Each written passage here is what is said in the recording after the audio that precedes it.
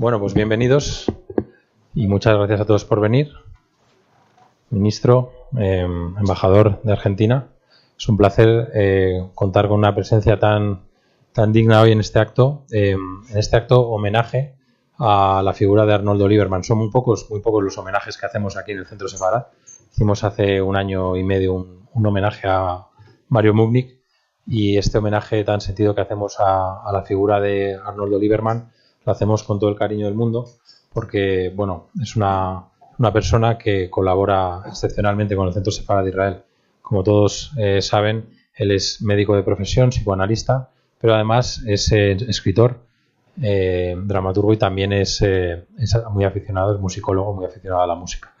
Y ha colaborado muchísimo con el Centro Sefarad de Israel de forma totalmente desinteresada en muchos proyectos, dando charlas divulgativas, ofreciéndonos toda su red de contactos, y también desde el Teatro Real ha realizado numerosas colaboraciones. Entonces, para nosotros pues es un placer contar con él hoy aquí. Es una figura, es un sabio de los que quedan pocos hoy en día, una figura del Renacimiento que es experta en muchas materias, y estamos encantados de poder realizar este homenaje con esta mesa redonda. Tenemos aquí, además del ministro Gallardón, tenemos a Sam Bengio, director de Yad Vashem España, y también al hijo de Arnoldo Lieberman, que va a hacer de moderador. Y a Lina, sí, perdona. Por supuesto que sí, por supuesto que sí. Y bueno, ahora también quería decir que este homenaje lo hacemos de la mano, con la colaboración de la Embajada Argentina. Para nosotros es un placer contar con Argentina, un país hermano con el que compartimos tantos valores, amistad, cultura, lengua, tradiciones y todo lo que tiene que ver con respeto de derechos humanos. Entonces, para mí pues es un placer tener aquí al embajador de Argentina y a su consejera cultural. Y sin más ni más, pues le cedo el testigo al embajador. Muchas gracias.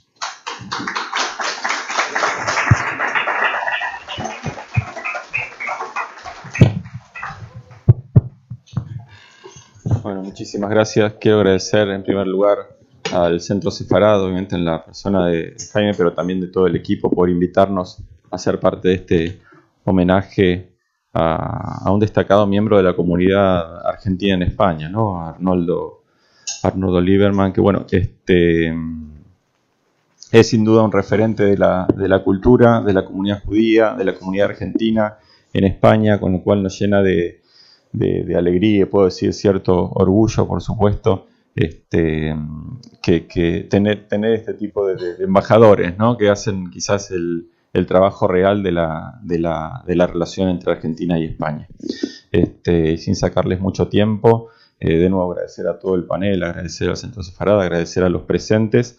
Hace poco, en este mismo escenario, Gaby Goldman contó que la inmigración judía, cuando llega a un nuevo lugar, lo primero que hace es construir un templo, una biblioteca y un teatro, ¿no? Y esto muestra un poco el aporte que significó la inmigración judía en Argentina, a la cultura argentina, a la formación de una cultura creada justamente por todos estos inmigrantes que nutrieron nuestra cultura, y a través de Arnoldo, en el caso particular, del aporte de la cultura judía argentina en España, ¿no? Así que, de nuevo, esta es la forma en que se construyen las relaciones bilaterales, esta es la forma en que se crea esta relación tan sólida e indestructible que existe entre Argentina y España. Así que muchísimas gracias y buenos días.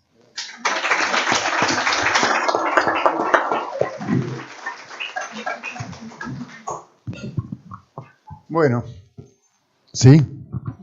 Bueno, buenas noches. Yo voy a presentar Buenos días, perdón.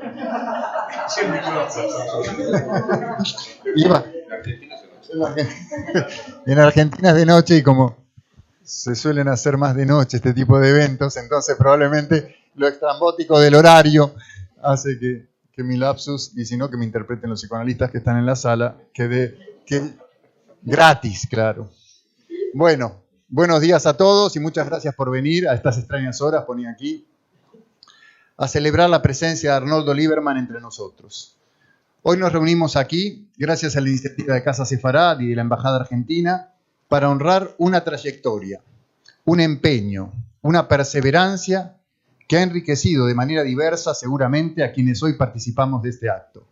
En un sentido amplio, esta es una reunión de amigos. Entiendo que mi padre, ya todos lo saben, es un hombre interesante, como usa esta expresión otro gran amigo, Santiago Cualdov. Es decir, alguien que ha dedicado su vida a exponer las íntimas oscilaciones de su espíritu, que ha rehuido siempre de las certezas dogmáticas, sin por ello dejar de expresarse y de compartir sus inquietudes más íntimas, sus perplejidades, como le gusta decir a él, con la conciencia de la precariedad de todo decir. Porque un hombre perplejo, disonante, otro de sus caballos de batalla, es un hombre que ama la vida, y la ama a tientas, en los márgenes, simplemente además, o en el fulgor de un instante, por recoger algunas ideas que forman parte de los títulos de sus libros y de su largo y productivo pensamiento. Afortunadamente, aún quedan algunas entregas por recibir, porque como buen judío, sabe que hasta los 120 no hay que tirar la toalla. No hay que aflojar en seguir deseando aquello que ha vertebrado nuestras vidas y la ha dotado de sentido. Los afectos, los amigos, las pasiones, el pensamiento, la música y el arte en general. Como sabemos, la escritura fue una de estas pasiones. Entiendo la escritura de mi padre como una reflexión en voz baja, al decir de Ortega y Gasset. Es decir, una escritura que busca, y lo cito Ortega, lectores sin prisa, advertidos de que toda opinión justa es larga de expresar. Lectores que no exigen ser convencidos, pero a la vez se hallan dispuestos a renacer en toda hora de un credo habitual a un credo insólito. En suma, dice Ortega, lectores incapaces de oír un sermón, de apasionarse en un mitin y de juzgar de personas y cosas en una tertulia de café. Ortega, 1916. Pienso que esta propuesta de Ortega expresa bien la intención de su escritura, conmover y abrir las mentes sin imponer ni simplificar. Lieberman, hombre amante, activamente amante.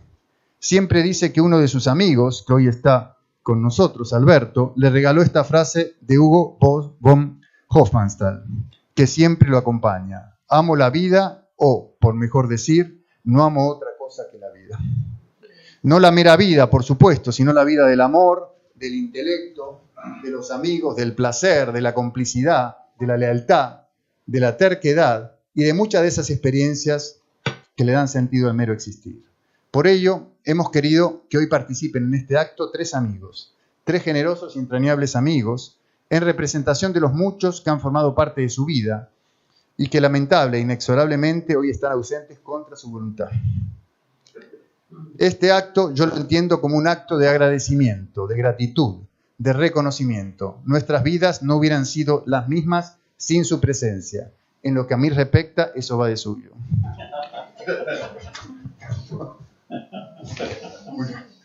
Una última palabra sobre la transmisión. Recordemos la tan mentada cita que Freud toma de Goethe. Lo que has heredado de tus padres, adquiérelo para poseerlo. Una amiga que nos hemos echado, mi padre y yo, hace algunos años, amiga de intimidades librescas, la rabina Delphine Orvilleur, afirma, hablando de la ambigüedad de la transmisión, que siempre en ella existe un doble riesgo. Dice Orvilleur, no pertenecer condena a morir, y pertenecer demasiado a nunca convertirnos en nosotros mismos. La conciencia de una pertenencia puede crear un sentimiento de continuidad y de lazo entre las generaciones, pero también puede hacerse pesada e impedir la emergencia del individuo, aplastado por el peso de la herencia. Fin de cita. Por ello, mi padre no dejó de reivindicar sus pertenencias y sus herencias, siendo al mismo tiempo consciente, una y otra vez, de su condición de exiliado de toda consistencia identitaria, judío, argentino y español, 3 pertenencias tosudas y 3 exilios permanentes. Ninguna de esas condiciones lo define al mismo tiempo que todas son sustanciales y absolutamente necesarias. Lolita, Alberto, Sam, muchas gracias por acompañarnos hoy, por vuestra siempre afectuosa presencia. Y les doy la palabra. Primero digo el orden, van a hablar en ese orden, ¿no? Primero Sam, después Lolita, después Alberto, y después mi padre va a cerrar con unas palabras y vamos a dar, tengo entendido, no sé dónde está Esther, pero no veo nada, pero ahí, la palabra al público para que si alguien quiere expresar o decir algo, que tenga la oportunidad. Así que bueno, Sam. Muchas gracias.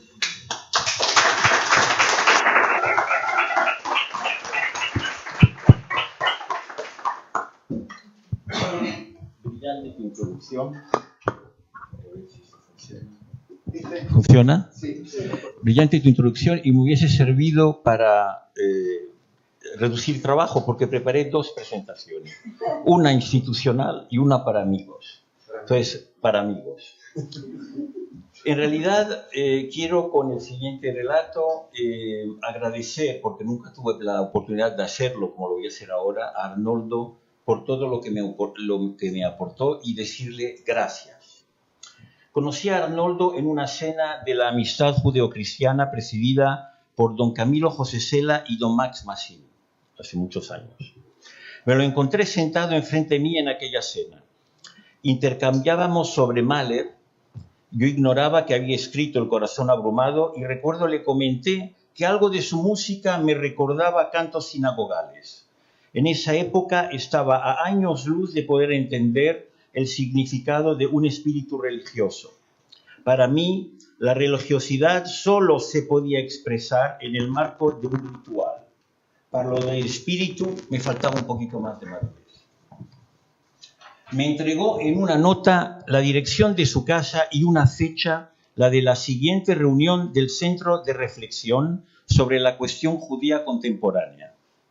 Corría el año 86. No sabía que estaba entreabriendo las puertas del mundo judío que existía del otro lado del Atlántico, no del norteamericano, esta vez del argentino. Aquel que había iniciado su 3er o 4º exilio a finales del siglo XIX, hacia las tierras del barón Hirsch, en Moisés Villa y otros lugares.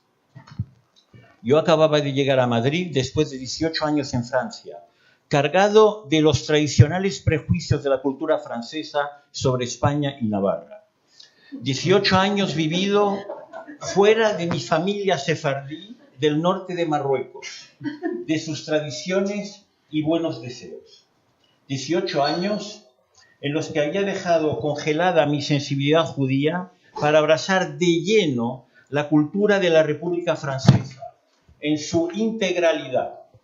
Arnoldo se encargaría de abrir uno a uno aquellos cerrojos intelectuales para dejar pasar la esencia de mi cultura judía sin rechazar nada, integrando y enriqueciendo todo aquello que absorbí como el buen alumno que era de la República que me acogió.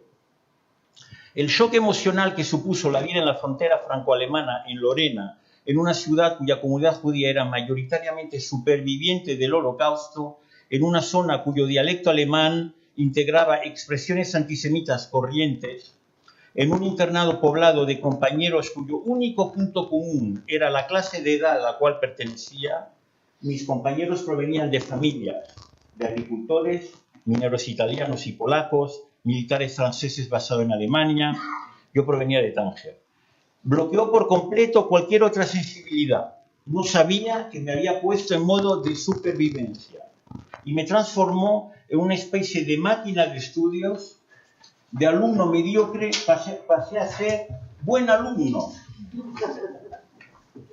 para la sorpresa de mis padres, con el único objetivo aprobar el bachillerato y cursar una carrera profesional para poder tener independencia económica. Este recordatorio es importante porque es el estado psíquico-emocional con el cual inicié mi relación de amistad con Arnoldo. A Arnoldo, lo repito, le debo el haber sabido entender esa especie de híbrido de tradición y sensibilidad judía sefardí, silenciada por el espejismo de la Ilustración francesa, que desembocó en una especie de inmovilismo emocional sin rumbo. Le debo el haber facilitado mi reencuentro con lo más profundo de mi cultura e integrado todo ese conjunto de la manera más enriquecedora posible para poder seguir con el camino. Gracias a su gran sentido del humor judío, del cual Arnold Lieberman es un maestro, conseguimos deshacer la maneja y poner cada cosa en su sitio. Me aclaró la diferencia entre prepotencia e omnipotencia, algo básico. Ambos conceptos son muy a menudo intrínsecos al pensamiento del norte de Europa, sobre todo cuando se refieren al sur y a lo judío. Descubrí una nueva herramienta para expresar lo emocional.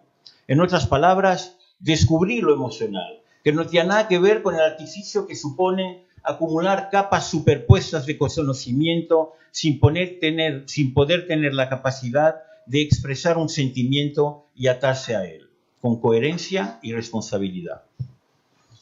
Pude entonces abordar en mi vida temas más adultos, que implicaban compromisos vitales como el matrimonio, como la amistad, como la lealtad con el destino de mi pueblo. Maduré en castellano. Pulimos juntos aquella fantástica herramienta representada por la cultura francesa en castellano y con humor, relativizando las cosas y muchas veces burlándonos de ellas. En una de las conferencias en la que me invitó a hablar sobre Primo Levi, en presencia del ministro, que en paz descanse, Semprún, al final de la conferencia se acercó una buena amiga nuestra, Emilie Bleichmann, que formaba parte de aquel círculo de reflexión extraordinario que Arnoldo y su mujer Susana reunían en su casa, y me dijo con su bellísimo acento: Sam, qué bien, eras tan tú. Yo creí que había estado hablando de Primo Levi, no de mí. Entonces fue cuando entendí mejor el proceso que había iniciado con mi amigo Arnoldo. Yo no sabía que Arnoldo tocaba el piano cuando lo conocí. Luego no podía entender que en una de sus expresiones favoritas consistía en expresar la complejidad de la naturaleza humana en clave de teclado de piano. Desde entonces, cuando me encuentro con alguien, trato de adivinar cuáles son las teclas que hay que tocar. Tardé en entender que lo que yo consideraba una ecuación muchas veces era sin solución por su complejidad, en realidad era un ejercicio de partitura pianística. Arnoldo y yo encajamos a la primera cuando me dijo que hablaba con Dios todos los días. No solo lo dijo, sino lo escribió. Descubrí que su espiritualidad era mucho mayor de la que él mismo podía imaginar. Su respeto por lo sagrado es relevante, porque está despojado de cualquier elemento de superstición y se manifiesta de la manera más judía que existe, anteponiendo ante todo el respeto por la dignidad del otro. Aprendí pues a desarrollar una relación de amistad con un señor que conversaba con Dios todos los días, que tenía presente a Groucho Marx como uno de los mayores conocedores de la naturaleza humana, que no conseguía silenciar ni a Mahler ni a Paganini, entre otros, y que transformaba a cada persona en una partitura de piano. Todo ello muy atado a la cultura judía de su Bove y a las notas musicales del universo sinfónico. Termino. Muchas gracias por tu amistad, Arnoldo, y por tu sabiduría que has sabido compartir conmigo, ayudándome a efectuar una transición que se anunciaba compleja con el respeto y la tolerancia que marca la tradición judía. Muchas gracias.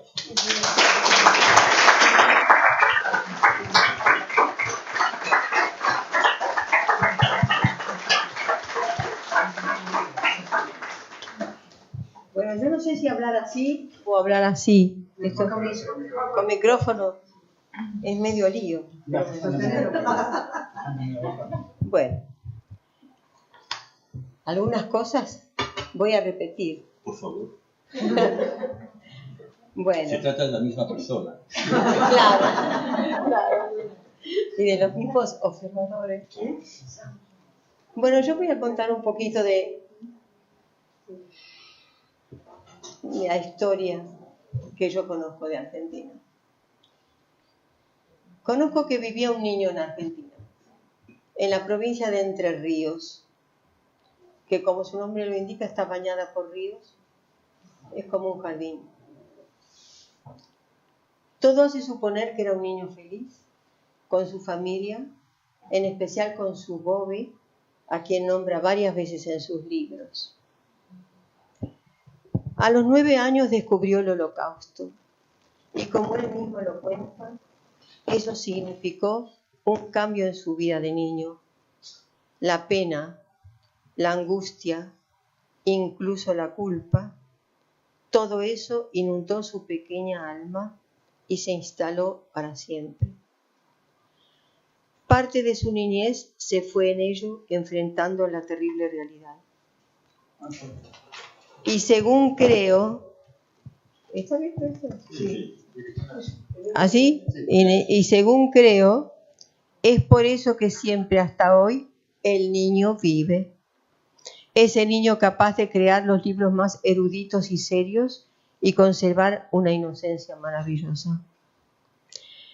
Pero sabemos que las personas tenemos esa capacidad de vivir con una tragedia dolorosa interior y al mismo tiempo gozar de la vida y de todo lo bueno y hermoso que ella nos ofrece. Creo que es el caso de nuestro querido amigo.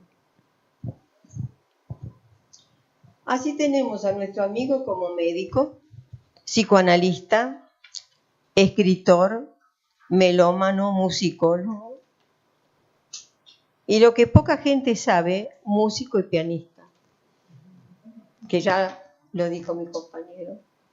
Yo pensé que iba a revelar algo importantísimo, que era pianista. Porque al no haber hecho una profesión de ello, no figura en sus biografías. Como lectora de Arnoldo opino, un grandísimo erudito, cosa que no debería sorprenderme. Y sin embargo, sí me sorprende en cada uno de sus libros. Erudito y enciclopédico, y sobre todo de una gran ternura. Para mí, y Arnoldo lo sabe, no hay arte sin ternura. Es algo que detecto de inmediato. Arnoldo está hecho de ternura, como persona y como profesional de lo que haga, con una inmensa capacidad de amor. Tal vez el último de los románticos, el último maleriano.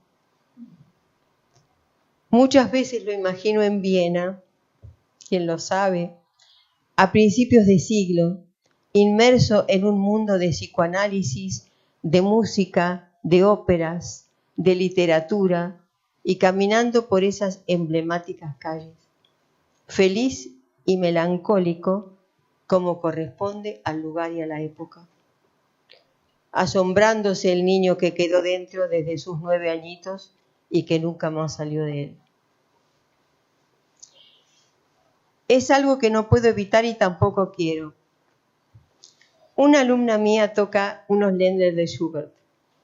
¿Se puede creer que cada vez que los toca pienso en Arnoldo y lo veo en Viena? Argentino, español, entrerriano, vienés, ciudadano del mundo y judío. La persona que trato de describir lleva dentro un alma de niño que nunca lo abandonó. De ahí su inocencia, su necesidad de contar chistes, algunos bastante infantiles, disfrutando de esas inocentadas. Quiero entrañablemente a Arnoldo Lieberman. En primer lugar, como mi psicoanalista, que me ayudó a salir de la oscuridad y me enfrentó a la luz al final del túnel. En segundo lugar, porque a través de los años ha sido mi consejero, mi respaldo, mi hermano, con su saber, con su enorme corazón, su generosidad y su nobleza. No me gusta mucho cuando las personas que hacen un homenaje hablan de sí mismas, pero no puedo evitar que cuente cómo nos hemos conocido.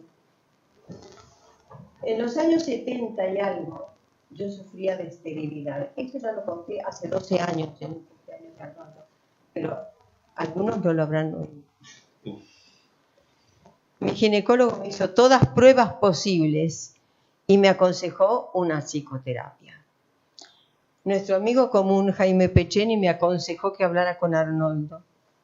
Tuve mis reticencias porque estaba rodeada de amigos que sufrían todos los meses de enero porque en febrero sus analistas tomaban vacaciones.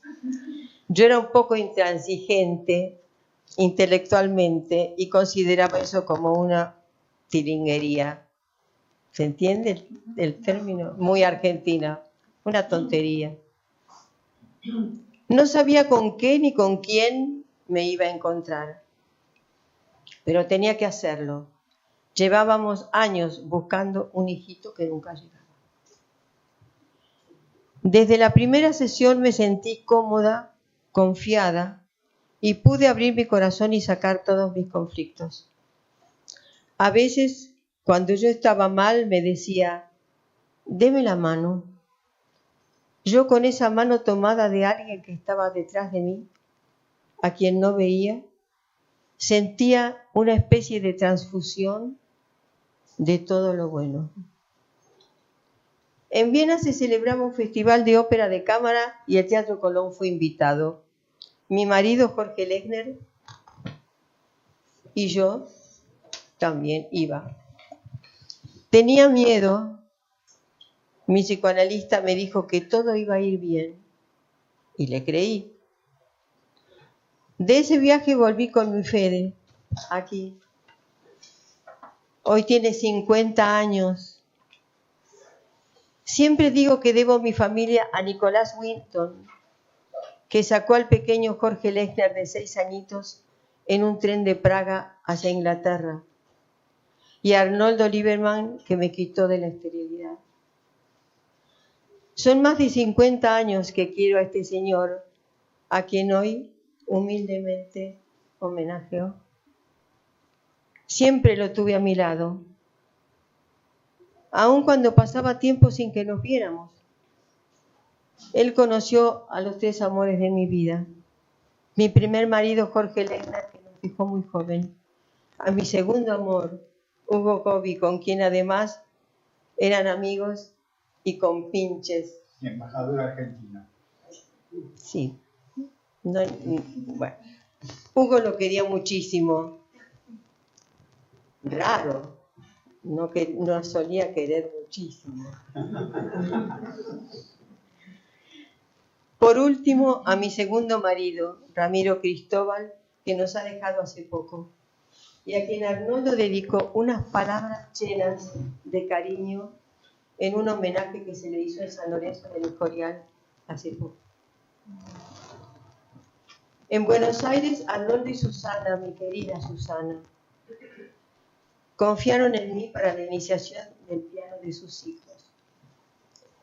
Tuve y sigo teniendo una relación de muchísimo cariño con esos niños.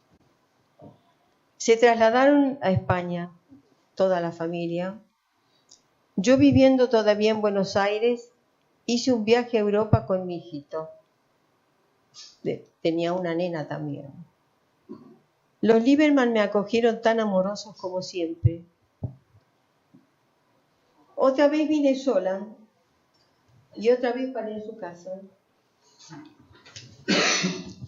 Esta vez yo venía de París y desde París llamé a Arnoldo. Me preguntó, ¿a qué hora estás llegando, Loli? Porque tengo entradas para el concierto de... No me acuerdo.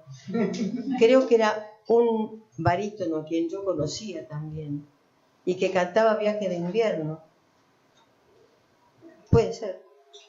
Ariel, mi nene,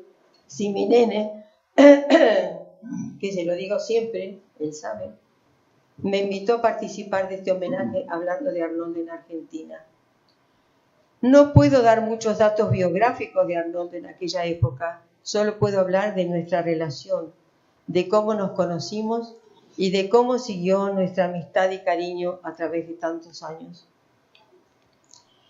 Estas familias son mis entrañables. No hace falta que nos veamos a cada rato. Cuando lo hacemos es como decíamos ayer. Muy bien.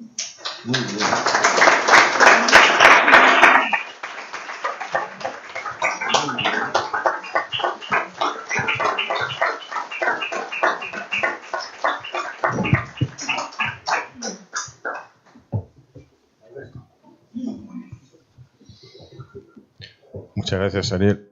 Muy buenos días a todos. Quiero empezar agradeciendo, en primer lugar, a Arnoldo. Yo creo que sí. ¿Está enchufado? Sí. A Ariel y a Susana, que me hayáis regalado el inmenso privilegio de poder estar sentado en esta mesa, al lado de una de las personas, y se lo decía el otro día Ariel, que más quiero, que más respeto y que más admiro en mi vida, y intentar pues aportar alguna experiencia de lo que ha significado y significa en mi vida personal, en mi vida musical y en mi vida política, la figura de Arnoldo Lieberman. Y quiero agradecer a Casa Sefarad y quiero agradecer a la Embajada Argentina el que hayan organizado este acto, que me parece que es no solamente de justicia, sino sobre todo de auténtico placer para todos nosotros. Bueno, todos los que estamos en la mesa, excepto Ariel, han contado cómo conocieron a Arnoldo Lieberman. Ariel se lo puede preguntar a su madre, que seguro que se lo dirá. Y yo lo quiero contar también. Nos conocimos hace 32 años, exactamente el 1 de mayo de 1992. ¿Por qué me acuerdo que era el 1 de mayo? No porque fuera la fiesta del trabajo, sino porque es el día que la Filarmónica de Berlín hace el concierto de Europa. Siempre lo hace el 1 de mayo. Y ese año, por ser el 92, con todos los fastos del 92, la Filarmónica de Berlín, dirigida por Daniel Barenboim, se vino al monasterio del Escorial y en la Basílica, uno de los sitios más bonitos de España, pero más catastróficos para oír música, porque ahí oíamos las corcheas y los ecos de las corcheas, porque iban y volvían constantemente, haciendo cola, porque por ser un lugar público no había reservas de entradas. Entonces, los primeros que llegaban eran los que se sentaban. Arnoldo y yo estábamos en la fila primera y segunda, pero no por protocolo, sino porque es que nos dimos un enorme madrugón. Aquel día, con Susana, con Mar, mi mujer, yo creo que tuve la suerte de, no solamente de conocer a una persona, Arnoldo Lieberman, sino de reconocer a alguien cuya compañía iba a ser, cuya conversación iba a ser, cuyo pensamiento ha sido un auténtico y un permanente regalo en mi vida. Y tengo que decir que con Arnoldo eso puede incluso causar fatiga. Ustedes se ríen, pero yo lo descubrí cuando nos invitó a su 90 cumpleaños. En la invitación nos contó una anécdota que dice, habla él, cuando yo tenía 6 años mi madre me dijo, Noldo, ¿qué estás haciendo? Y yo respondí, nada, mamá. Y entonces me dijo, no lo hagas más. Es exactamente lo que ha hecho, no ha vuelto a dejar de hacer cosas desde que cumplió esos 6 años siguiendo la instrucción de su madre. Y esas muchas cosas que ha hecho a lo largo de su vida son las que los que tenemos el orgullo de ser sus amigos hemos podido compartir y disfrutar. Yo, en esta mañana y atendiendo a la brevedad que nos han solicitado, voy a hacer referencia a dos que no son limitativas, ni siquiera son excluyentes, porque evidentemente podrían entre ellas interrelacionarse, pero que son dos condiciones que a mí me han cambiado la vida de la mano de Arnoldo Lieberman. La primera, su condición de judío, y la segunda, su amor a la música. Su condición de judío. Yo he tenido a lo largo de mi vida, privada y pública, la oportunidad, en primer lugar, de observar y, en segundo lugar, de actuar. Y eso es un auténtico regalo, es un auténtico privilegio. Pero la observación y la acción no nacen de una reflexión íntima y no compartida, sino que nacen del aprendizaje. Y mi relación con la comunidad judía era una relación, tengo que decir que discreta. Teníamos en la familia, siempre hemos tenido el orgullo de saber que mi bisabuelo, cuando durante la Segunda Guerra Mundial fue embajador de España en Rumanía, en Bucarest, fue uno justo entre los justos de los que, amparándose en el decreto de Primo de Rivera, a los judíos sefarditas rumanos les dio el pasaporte español para que pudieran librarse del terror nazi. Era un orgullo que teníamos ahí en la familia, pero que era lejano, porque mi bisabuela había muerto hace muchos años y porque no habíamos después abierto una conversación sobre qué era el judaísmo y qué significaba, no solamente para toda España, sino para nosotros mismos. A mí esa conversación me la abrió Arnoldo Lieberman. Me la abrió. Y me la abrió, no piensen ustedes que desde un aspecto religioso, aunque coincido plenamente en que su espiritualidad, su profundo respeto, lo habéis expresado maravillosamente bien, por la dignidad humana, por la dignidad del otro, es lo que en el fondo refleja esa condición indispensable del hombre que se acerca a Dios, una aproximación, como él diría, probablemente infinita, pero que no por eso deja de ser gozosa. Pero no había tenido yo la oportunidad de conocer la filosofía que está detrás del pensamiento judío. Porque eso es lo que a mí Arnoldo me ha enseñado. Me ha enseñado, en primer lugar, a amar a un pueblo que respeta la dignidad humana. Me ha enseñado a encontrar mis propias raíces, que muchas veces los que, por ser europeos, cristianos, en un adanismo estúpido, olvidamos o enlazamos en una arrogancia intelectual directamente con Roma o con Grecia, sin darnos cuenta hasta qué punto somos seguidores del pensamiento judío. Y eso entendido más que como una religión, que podía entrar en confrontación con mi religión cristiana, como una filosofía que, como todo pensamiento, puede y debe ser compartido, aprendido e incorporado, ha sido un enorme regalo, extraordinario. Y que después yo he intentado estar a la altura de ese descubrimiento que Arnoldo Lieberman, a través de su conversación, a través de sus escritos, a través del análisis de las conductas de los músicos, y no solamente de los músicos, pero de los grandes personajes judíos que nos han condicionado absolutamente nuestra forma de ser y nuestra forma de pensar, yo he tenido oportunidad de conocer.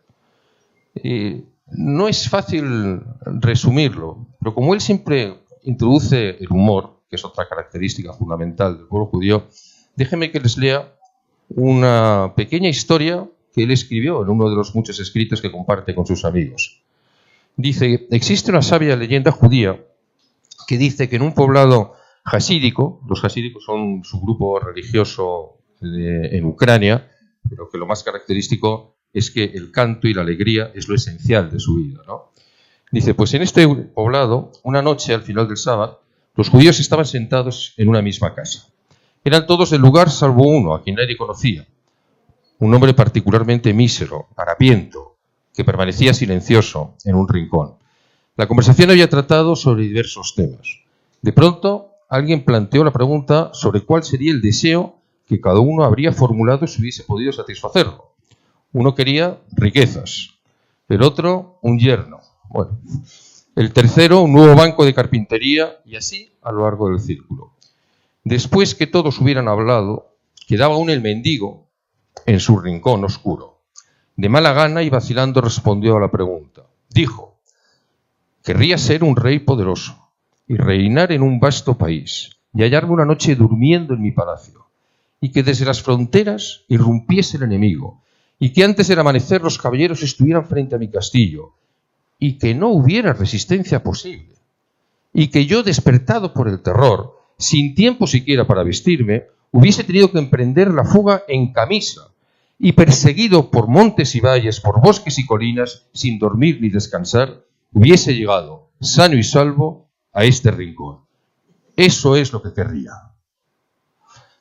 Claro, los otros se miraron todos desconcertados y le preguntaron: ¿y qué hubieras ganado con ese deseo? La respuesta es la filosofía de la vida. Hubiese ganado una camisa.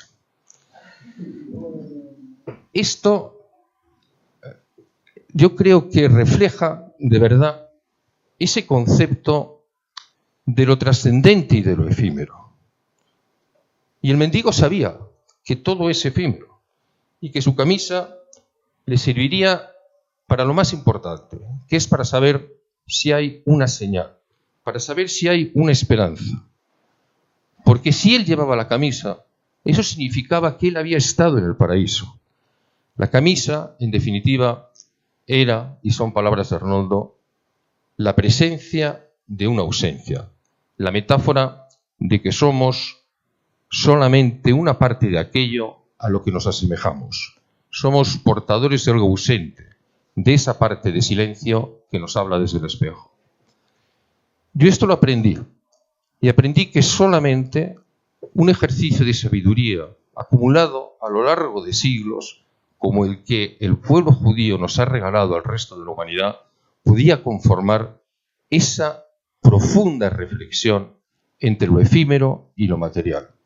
Y tengo que decir que toda mi vida he intentado después, tanto en lo privado como en lo público, hacer una aproximación a ese pueblo judío que representa este pensamiento. Esta Casa Sefarad es un buen ejemplo de ello. Antes comentábamos que se cumplen dentro de muy pocos meses el 10º aniversario de la ley de concesión de la nacionalidad a los descendientes de los judíos sefarditas, que como ministro de Justicia tuve el inmenso honor de poder promulgar. Y, en definitiva, uno de los grandes regalos que yo he recibido en mi vida, que es poder acercarme en un mundo como el actual, donde vemos que sigue floreciendo el antisemitismo y donde existe un pensamiento que pretende ser único y excluyente, de castigo permanente en cualquier situación de conflicto, única y exclusivamente por prejuicios que, digámoslo con rotundidad y con claridad, nos tienen que doler por el componente profundamente racista que tienen. Yo quiero que quede muy claro que algunos hemos aprendido a ver no solamente la verdad y la realidad de las cosas, sino a defenderla con orgullo como consecuencia de la enseñanza que hemos recibido de Arnoldo Oliverna. Y en segundo aspecto, y breve porque ya me estoy extendiendo demasiado, pero es que es muy difícil hablar poco sobre ti, Arnoldo. La música. La música es determinante, absolutamente determinante de la relación de Arnoldo con el mundo, con su familia, con sus amigos y consigo mismo, que es probablemente la más difícil de todas, como nos tiene que pasar absolutamente a todos. La música no es una manifestación de belleza, que lo es, ni es un espacio de placer o de entretenimiento, que puede ser. No es un lujo cultural. La música es la esencia del ser humano. Yo creo que él reescribiría el Evangelio de San Juan para decir, como Tolkien, en lugar de en principio fue el verbo, él diría en principio fue la música. Y no le faltaría razón, porque si entendemos la música no solamente como la articulación de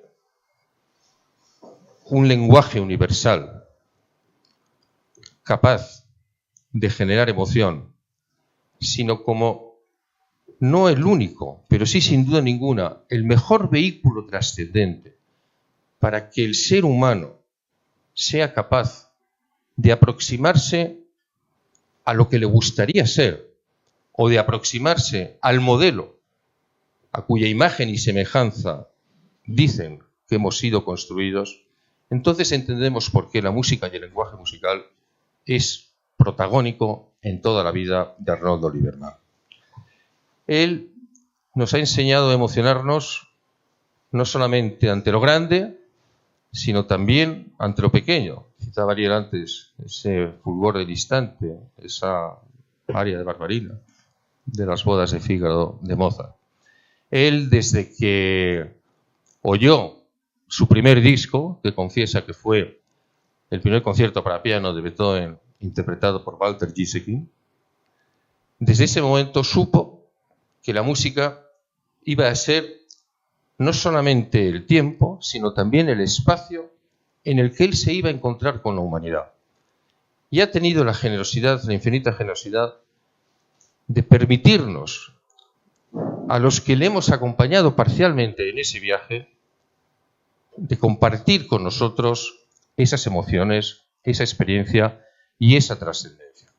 Y esa es otra deuda, Arnoldo, que todos estos enamorados de la música, porque estamos enamorados de la belleza, porque estamos, y vuelvo a la cita de Hofmannsthal, enamorados de la vida, tendremos que poner como el referente permanente que ha sido para nosotros y desde luego como el descubridor de mundos que sin tu mirada, que sin tu lucidez, que sin tu inteligencia y que sin tu análisis jamás nosotros hubiésemos podido descubrir y por lo tanto compartir y por lo tanto gozar.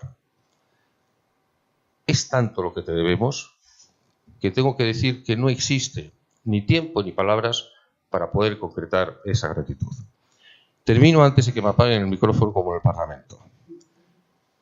Todos lo han dicho y yo lo digo también, Arnoldo, gracias. Gracias por estos maravillosos 32 años y por todos los que todavía voy a seguir aprendiendo de ti, estando cerca de ti. Como tú dices, estás en una edad en la que te agradecen cosas que nunca has hecho y te reprosan cosas que tampoco hiciste nunca. Eso suele pasar cuando cumples años. Pero en este caso, yo que no tengo nada que reprocharte, sí te digo que tengo mucho, mucho que agradecerte y que somos muchos de verdad los que te tenemos como modelo y vamos con orgullo por el mundo poniendo uno de nuestros títulos, sin duda, más importantes. Yo formo parte del círculo de amigos de Arnoldo Libra. Muchas gracias.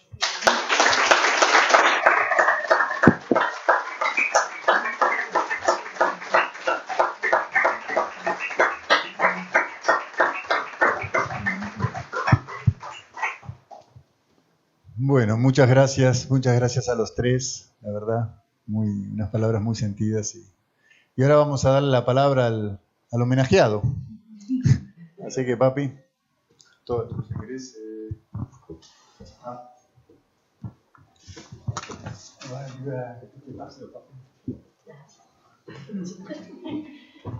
Cuando hacía que me escuchaba el radio. Ya continuo, ya. Buenos días. Antes que nada, quiero contarles un chiste judío que siempre me sirve de cábala y reflexión. El hijo de un rabino estaba mirando cómo su padre, muy concentrado, escribía algo. Le preguntó, ¿qué escribes, pa? Y el rabí respondió, mira, estoy escribiendo el sermón para el Shabbat. Pero en realidad no escribo yo, solo pongo en palabras lo que Dios me dicta. Él decreta lo que tengo que escribir. El niño perplejo lo mira y le dice, ajá, pa, ¿así que Dios te dicta lo que tienes que escribir? Sí. Entonces, ¿por qué tachas tanto?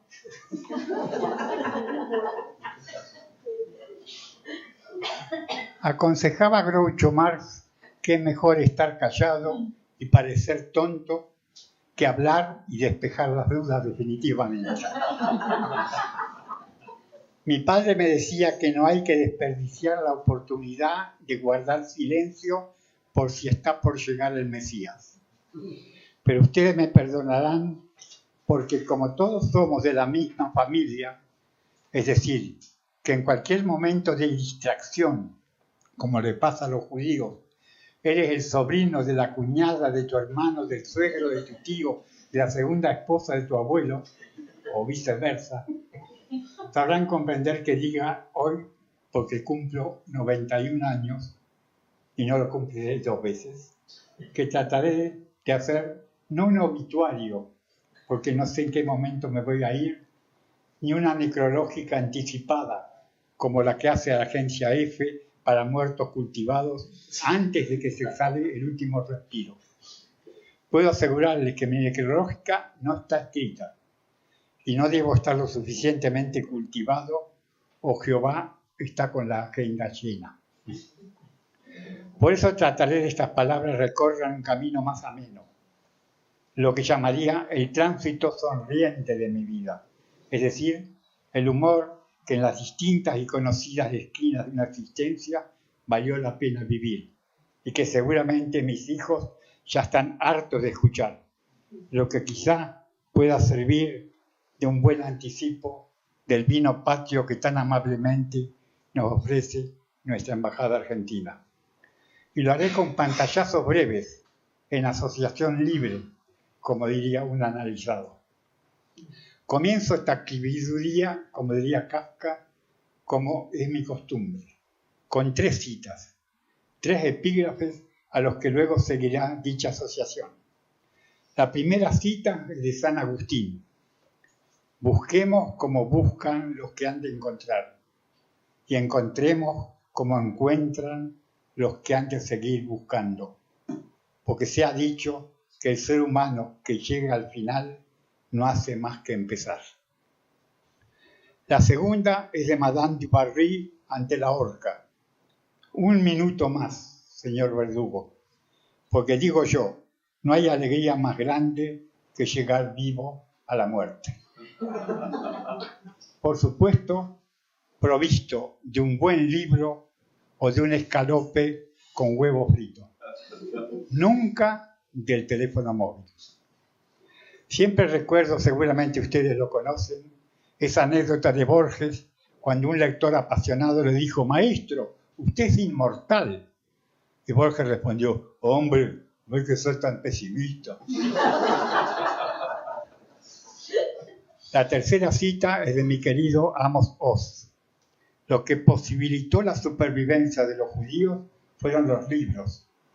Por supuesto que los libros estaban considerados como sagrados, pero den a esto la vuelta y verán a un pueblo que amó los libros hasta tal punto que los hizo sagrados. A veces siento que soy el Dr. Jekyll y Mr. Hyde, solo que circunciso. Ya lo decía David Ben Gurión, el judío que no cree en milagros no es realista. Y en este día de fiesta, ser realista es decir lo que me venga en gana, tan ancho y tan sancho, desilvanando este textito en el que trato de que mis últimas palabras sean argentino y judío, o judío y argentino, una denominación de origen, una carambola a 2 bandas, porque en mi vida he aceptado la duplicidad en lugar de maniatarla. Asocio libremente. Cuentan que ante el hecho de muerte de Buster Keaton, 2 personas se preguntan si Charles ha muerto o no. Una de ellas dice: no sé, tocarle los pies, la gente muere con los pies fríos. Y Buster Keaton, desde casi más allá, susurró: Juana de Arco no. Es que a veces el lenguaje tiene sus peculiaridades, sobre todo cuando uno tiene una hija filóloga y un hijo psicólogo. Recuerdo a mi tío Meike, que fue asaltado por un delincuente al grito del dinero o la vida, a lo que mi tío atinó a contestar: agarre mejor mi vida, porque el dinero lo estoy guardando para cuando sea viejo. Es que hay momentos en que uno se queda sin respuesta. Cuando llegué por primera vez a Israel, le dije a un sabra: mañana voy a recorrer todo el país, de norte a sur y de este a oeste. Y el israelí me dijo: ¿y por la tarde qué vas a hacer? Estoy cumpliendo 91 años, una edad en la que no sabés si vas o venís. Que cada vez que quiero descubrir el sentido de la vida, la flecha siempre apunta para otro lado. Cualquiera de ustedes habrá observado que quien se formula una pregunta sobre el mismo siempre encuentra una respuesta en dirección contraria. Pienso en esta reflexión que me llevó mucho tiempo llevar a cabo. Un hombre entra a la vejez cuando llega a la conclusión de que nada ocurre por primera vez. Y un hombre asume la vejez cuando concibe la esperanza de llegar a un lugar donde, sigo de nuevo, suceda por primera vez. Lo que me gustaría es cantarles toda esta asociación libre, pero mi entonación es devastadora. Cuando mi profesor de música de mi colegio secundario, allá en mi pueblo, me tomó examen de voz para tomar parte del coro del colegio secundario, me dijo: haga la escala completa, do, re, mi, fa, sol, la, si. Pero no pude llegar al re cuando dijo que pase el siguiente. Transito una edad en la que me hacen responsable de cosas que nunca he hecho y me hacen mérito de cosas que tampoco he logrado. En la vida se dan todas las posibilidades y la gente manifiesta su afecto de maneras diferentes. Por ejemplo, una conferencia en el Real, salgo de darla y me dice un adolescente: no te mueras nunca. Ahí pasé a otro que me dijo: si alguien intenta matarte, es que diste con la persona adecuada. Cuando me levanto a la mañana digo 4 palabras trascendentes: aquí voy otra vez. Y ruego que me duela algo, porque después de los 80, si te despiertas sin que te duela algo, es porque estás muerto. Cuando me levanto, trato de asumir que en la vida existen cosas por las que vale la pena sufrir y que las cosas por las que se sufre eventualmente son aquellas por las que vale la pena vivir.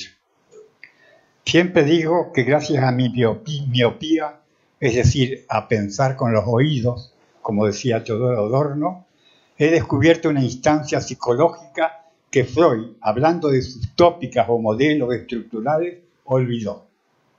Él hablaba de yo, el ello y el superyo, pero escuchando cantar al querubino de las bodas de Fígaro, de Mozart, descubrí una instancia ignorada por nuestro maestro, el qué sé yo.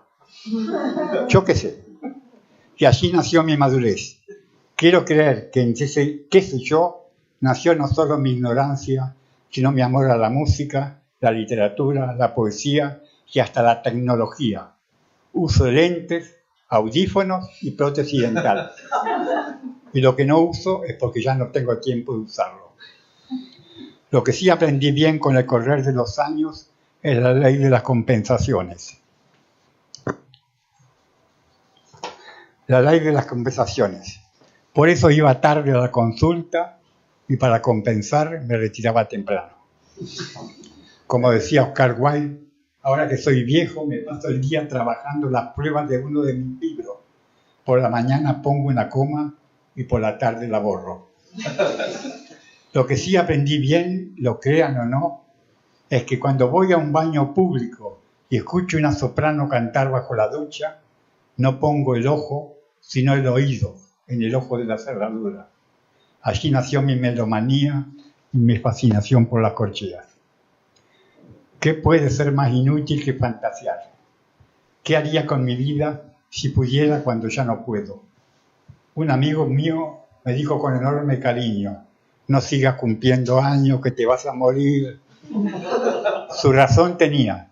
Se trata de una edad en la que escribo de forma distinta a la que hablo de forma distinta a la que pienso en forma distinta a la que debo pensar, y así sucesivamente hasta la más profunda oscuridad. Vaya, como Kafka. Por eso me van a perdonar cierta retórica para decirle estas palabras ante los latidos de la perplejidad, la inminencia de lo desconocido, la presencia de ustedes, mis seres queridos, y cierta metafísica interrogación ante mi 91, lo que no desdice el júbilo de vivirlo. ¿Y qué otra cosa que la palabra para salir de este entuerto? Esa palabra que es nostalgia, que ya no busca, esa derrota que siento que he ganado, fiel a mi turbación, extrañado y sorprendido con mis cada vez más infrecuentes certezas, solo empecinado en amar a la vida cuando ella toma la forma fantasmática de ciertos vislumbres incansables y de ciertos instantes únicos. He sido un habitante de la frontera y en ese pequeño mundo que me fue asignado he intentado dos cosas: ser un hombre bueno, como lo quería uno de mis maestros, don Antonio Machado, y en asumir mi crepúsculo, plagado de interrogantes entre la sombra y el silencio. Estoy en una edad en la que, como Groucho, uno va al teatro y dice: he disfrutado mucho esta obra, sobre todo en la pausa. En el mismo momento que pensamos la última frase de la metafísica, que yo adjudico con puntos suspensivos a esta: como Dios no exista, estamos apañados. Pero anda, como que exista. Y pensando en la Biblia, ustedes habrán adivinado que allí nació el carácter argentino. Cuando en uno de sus salmos dice: si tú no vas a la montaña viene a ti. En ese caso corre porque es un derrumbe. El otro comentario es el que dice que la diferencia entre una Irish mame y un terrorista es que el terrorista a veces se equivoca de víctima.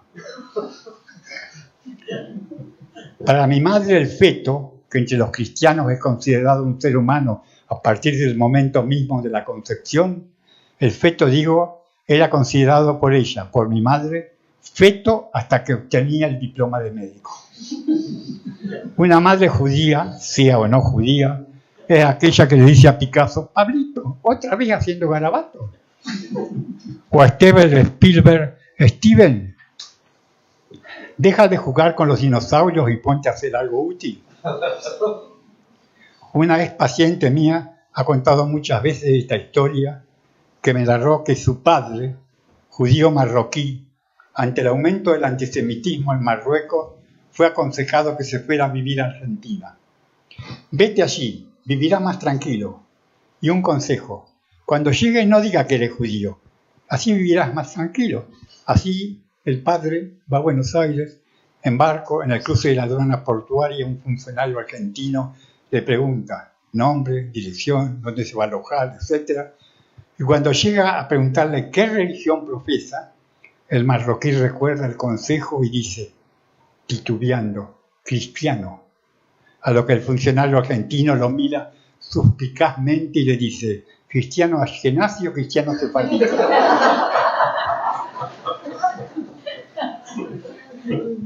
Comienzo a finalizar. Quizá uno de los enigmas más profundos de esta vida es porque hay palabras que no decimos o que no alcanzamos a decir. ¿Cuántas veces ante la presencia de Susana, de mis hijos Mónica y Ariel, de Claudia y Fernando, de mis queridos nietos, de mis queridos amigos como los que hoy están aquí, me ataca el mutismo? Y no digo aquellas palabras que quisiera decir, que debiera haber dicho, esas que me causan insomnio, esas que te enmudecen como una telaraña que ahoga. Lamentablemente hay que morir, pero no tengo ninguna prisa. Estoy aprendiendo a esperar al Mesías sin ansiedad. Lo que sí es cierto que si el Mesías no llega, ya no tengo ninguna oportunidad de resucitar. En la literatura judía, incluido Kafka, dicen que el Mesías llegará un día después de haber llegado. Si alguien no entiende, que me lo diga. Como aquello de Eugenio referente a la Santa Cena, donde dice Jesús: queridos apóstoles, hoy estoy, mañana no estaré, pero luego volveré a estar. Y dice Juan: maestro, más te quiero cuanto mejor te explicas.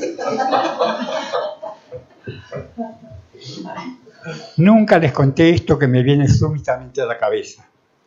A veces deliro y recuerdo un sueño en el que un amigo mío golpea la puerta de mi dormitorio con violencia, con auténticos puñetazos, pero lo curioso es que cuando él no golpea, yo no me puedo dormir.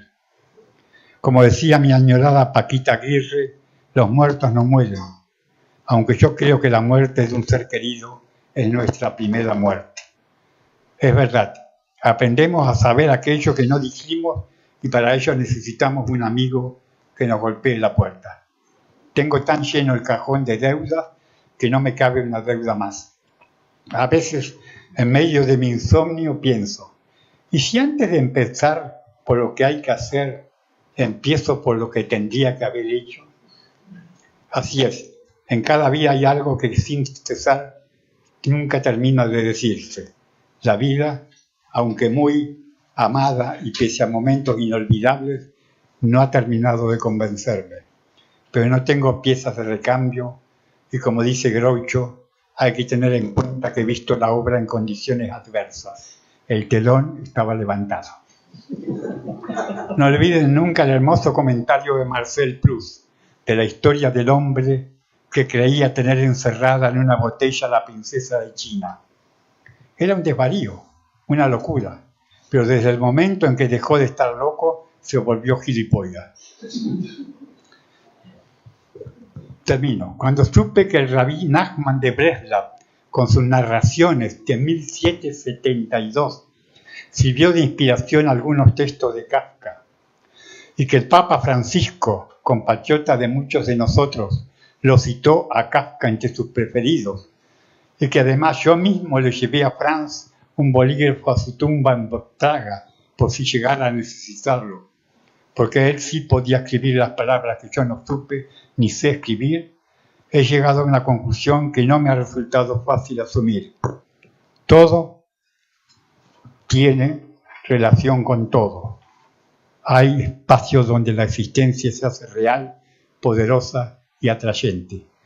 Ese espacio soñado donde el imperativo categórico es para muchos de nosotros compartir la vida con el cariño y la amistad de todos nosotros. No se trata de poseer una antorcha que ilumina el mundo entero, sino mucho más modestamente la luz de una cerilla para iluminar las estrellas, como decía nuestro querido Antonio Porcia, que quizás subrepticiamente aupado no por el deseo omnipotente de cambiar el mundo, sino por el más módico deseo de que el mundo no me cambie a mí. Ese deseo de saber lo más exactamente posible qué estoy diciendo cuando digo yo. Escribe Rafael Arguriol: ninguna obra de arte es comparable a la voz amiga que ha acudido a tiempo para impedir que el cerco del desasosiego se cerrase a tu alrededor. En circunstancias extremas, solo el arte de la amistad produce obras maestras.